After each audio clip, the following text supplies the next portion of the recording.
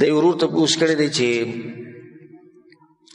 حدیث کې خدا راځي چې الله یو کم سل نومونه چې چا یاد کړو دی به جنت ته ځي، او په دې نومونو کې یو دی اسم الله الاعظم، د الله اوچت نوم چې کله دغه نوم څوک په دعا کې استعمال کړي نو دعای قبلیږي، او چې څه وغواړي الله یې وله ورکوي. نو سوال زما دا دی چې دا اسم اعظم کم یو دی او موږ به یې څنګه پېژنو؟ آیا علماو دغه بیان کړی دی او که نه؟ الجواب بالله التوفیق. چې اول خو دا خبره ساتئ چې د الله نومونه بې شماره دي، موږ ته نه دي معلوم چې څو دي. حدیث کې صرف دومره راغلي چې چا یو کم سل یاد کړو نو دی به جنت ته ځي او ځان یې به پوه وکړو. نو دا نه دي حدیث کې چې یو کم سل دي، د الله بې شماره نومونه دي چې بعضې موږ ته ښوولي دي او بعضې نه دي ښوولي. ښه دې باره کې حدیثونه دي، یو څو هغه زه تاسو ته وایم. اولنی حدیث دی د ابو امامه رضی الله عنه. رسول صلی الله علیه وسلم وایي اسم الله الاعظم، د الله عظیم او اوچت نوم فی سور من القرآن ثلاث، په درې سورتونو کې راغلی په قرآن کې، فی البقره و آل عمران و طه.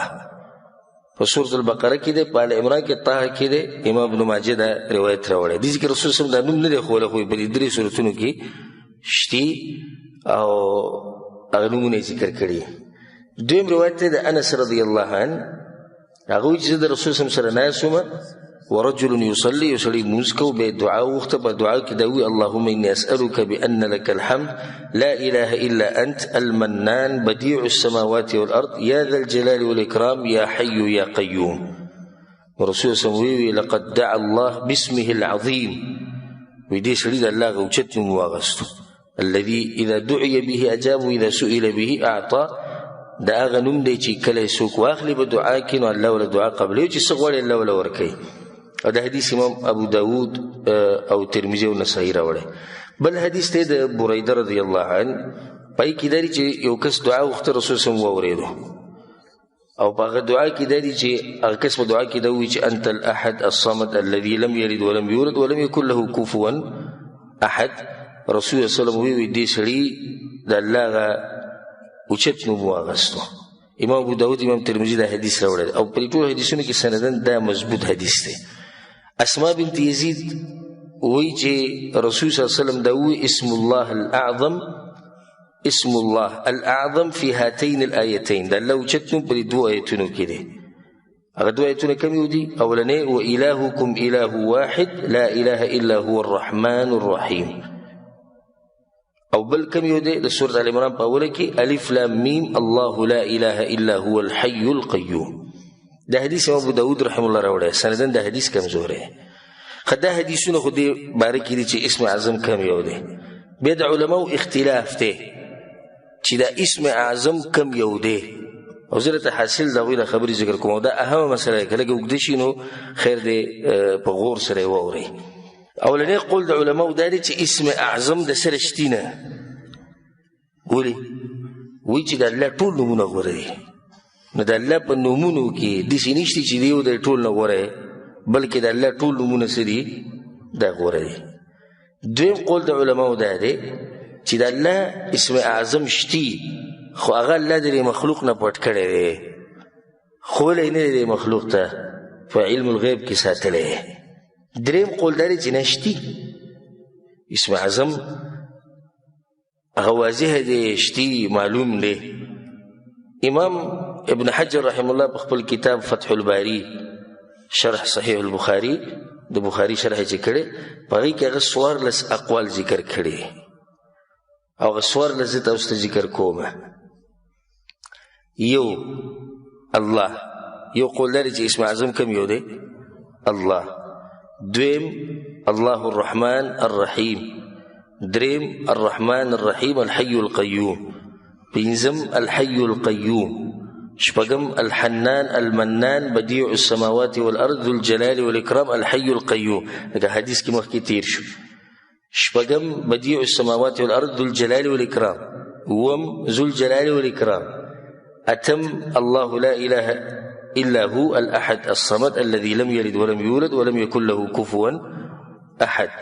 شو اته. نهم نم رب، رب چې موږ وایو الحمدلله رب العالمین، نو دا رب چې دا اسم اعظم دی.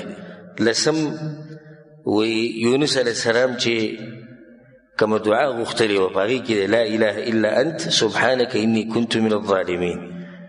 یو لسم هو الله الذي لا اله الا هو رب العرش العظیم. دولسم وی د الله په دې نومونو کې وګوره په دغه کې یو دی، یو قول دا دی. او د څو شو؟ 12. دیارلسم د توحید کلمه، د توحید کلمه کومه یو ده؟ لا اله الا الله. څوارلسم هو، قل هو الله احد. نو دا هم د الله اسم اعظم دی. او څوارلس اقوال شو، دې سره به څه کوو؟ ځکه موږ دا وایو چې علم یو دریاب دی. دا صرف په دې نه کې چې قرآن ترجمه دې وکړو ته مولوي صاحب او قرآن یاد کا قاري صاحب او دا به تکړه عالم دی. علم دریاب دی. دا الله سبحانه وتعالی بعضو کسانو له ورکوي چې په دې مسلو ورته عبور حاصل شي، دا خبرې ورته یادي. دا لږ دي په امت کې. علما ډېر دي، خو داسې علما چې هغه په صحیح معنو سره په قرآن او حدیث باندې پوهېږي او الله له ښه کافي علم ورکړی، هغه څه دي؟ هغه لږ دي. دا اوس 14 اقوال دي. بیا په دې کې د علماو اختلاف دی چې کوم یو اسم اعظم دی. امام ابن حجر دا ټول ذکر کړي دي او د دې لپاره دلایل هم ذکر کړي. نو بعض داسې دي چې د ضعیف حدیث نه استدلال کړی، بعضو د موقوف نه، یعنې صحابي قول دی. بعضو خپله رای بیان کړې ده چې هغې ته خو بلکل دلیل نشي ویل. خو غالبا علما دا وایي اسم اعظم درته وښیم که نه ښیم؟ دا نوم چې ووایه الله به دعا قبلوي او که پرېږدو. دا چې کوم نوم زه تاسو ته ښیم، دا مسله که څوک په پیسو باندې ما سره دغه ولګوي نو په 1 کروڑ ډالر یې ورته هم نه ښیمه او د الله د رضا دپاره یې ښیمه. نو دا هره مسله د علماو، بعض علماو دا طریقه د سلفو د سیرت چلو چې هره مسله به یې نه ښووه، بعض مسلې به پرېښودې. نو هغه طالبان به پسې رالو شیخ موږ دا مسلو ښووي، دا موږ خاص خلکو ته ښایو، کله چې مقرره بیا به وښایو. اسم الله الاعظم د الله په نومونو کې اوچت او عظیم نوم چې د اکثر علماو قول هم دغه دی، هغه الله. دا اسم اعظم دی. او امام محمد بن الحسن د امام ابو حنیفه رحمه الله شاگرد، هغه وی سمعت ابا حنیفه رحمه الله، ما د امام ابو حنیفه نه دا خبره اورېدلې وه، یقول هغه به دا وي اسم الله الاعظم هو الله. د الله په نومونو کې اوچت نوم کوم یو دی؟ الله. وجه څه ده؟ وجه دا دی چې دا د الله هغه نوم دی چې ته د الله دپاره څه صفات ثابتې، دا نوم به وې. یعنې د الله نوم دی الرحمن. د الله یعنې د الله په ذات باندې دا نوم پروت دی. ورسېدی بې که نه؟ نو چې ته باقي کم صفات ثابتې، کم نومونه ثابتې، دا نوم به یادې. د الله دپاره دا خبره، د الله دپاره داسې، الله داسې کوي، الله داسې نه کوي. نو دا د الله په ذات باندې دا علم دی، دا نوم دی. دغه شان الشربینی الشافعي د یو عالم تیر شوی دی، هغه وایي محققین دا وایي چې د الله سبحانه وتعالی عظیم نوم هغه د الله دی او په قرآن کې 2.5 پیرونه زیات الله ذکر کړی.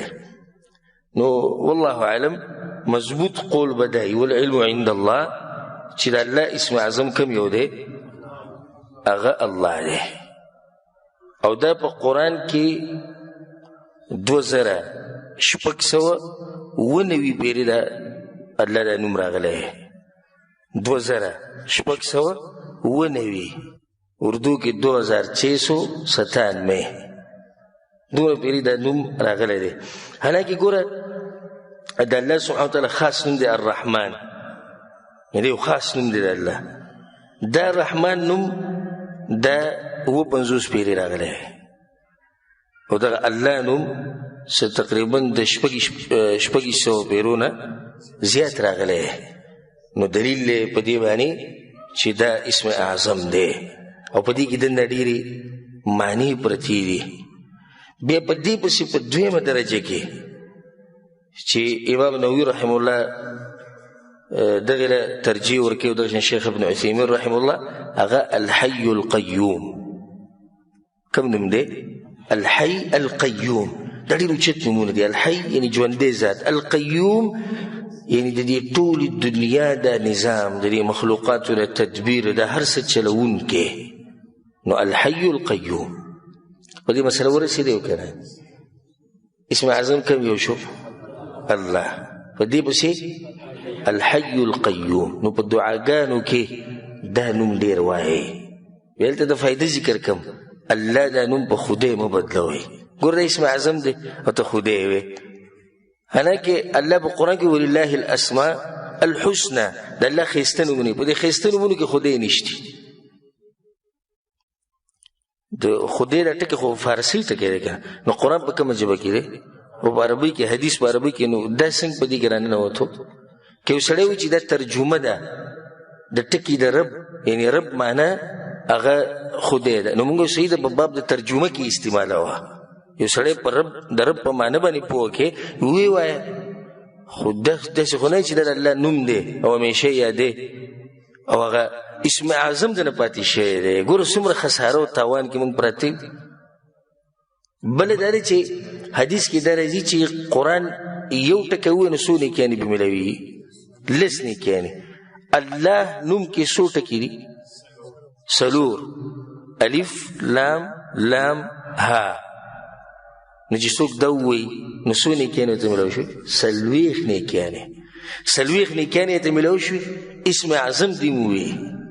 نو چې یو کس راولګي او دا برید او خدای خدای کوي، نو څومره دی په تاوان کې پروت دی. یو خو داسې نوم استعمالوي چې هغه د الله نه دی، نو څومره نیکیانې د ده نه لاړې، اسم اعظم د ده نه پاتې شو. دا بعض وایي الله ویل ګران دی. ته څه وایي؟ ماشوم چې اولنی ټکی زده کوي هغه الله دی. دومره زر یې زده کوي. د پلار ته به څه نوم وایي دا نشي زده کولی، د مور د نوم زر نشي زده کولی، خو د الله ټکی ورته وایي دا ډېر زر یې زده کوي. ماشوم یې زده کولی شي او دا سپین ږیری به ووایي دا خدای موږ په دې وایو ځکه چې دا موږ ته اسان دی. ښه دا خدای ټکی د عربو ته ووایه ګران دی، دا خو تا دې اسان جوړ کړی. نو الله څومره ښکلی. بل د سړي پې دا زړه راټول شي، زړه مطمئن شي. یو سړی دعا کوي چې کړي یا الله او بل یا خدایه. دې دواړو کې څومره فرق دی؟ په اورېدو کې فرق دی. تاسو سره فرق محسوسېږي که نه؟ یعنی یو سړی دعا غواړي یا الله په ما رحم وکړي، ای الله ما وبخې، او بل وي ای خدا ما وبخې، یا خدای ماله دا راکړي ماله دا راکړي. فرق دی دواړو کې. نه الله ټکی استعمالوي، دا اسم اعظم هم دی، الله ودله په نیکیانې هم درکوي. والله اعلم. او دا یو قیمتي مسله هم ځان سره یاده ساتئ.